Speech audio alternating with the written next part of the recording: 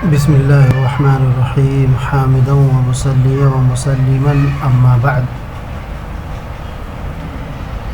تمام چیزوں کا خالق اور مالک صرف اللہ تعالیٰ ہے اور اللہ تعالیٰ کی طرف سے ہر چیز ہوتی ہے۔ سورۃ الشعراء کے اندر واقعہ بیان کیا گیا ہے کہ جب موسیٰ علیہ السلام فرعون ملعون کے پاس گئے تو اس نے بھٹکایا اور ہر چیز کا جواب دیا۔ وما رب العالمین رب السماوات والارض، اس نے پوچھا آخر جہانوں کا رب کیا ہے؟ فرمایا کہ وہی ہے جو ان دونوں کو پیدا کرنے والا اور سب کچھ کرنے والا ہے۔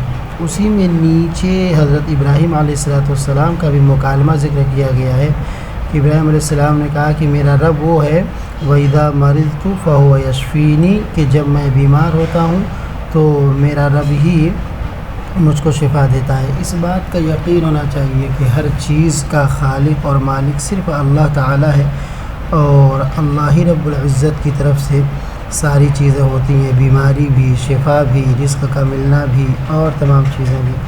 جیسے کہ ابراہیم علیہ السلام نے مکمل یقین اور اعتماد کے ساتھ کفار کے سامنے یہ جواب دیا کہ اذا مرضت فهو یشفینی، کہ جب میں بیمار ہوتا ہوں تو میرا رب مجھے شفا دیتا ہے، اور جب میں بھوکا ہوتا ہوں تو وہی کھانا کھلاتا ہے۔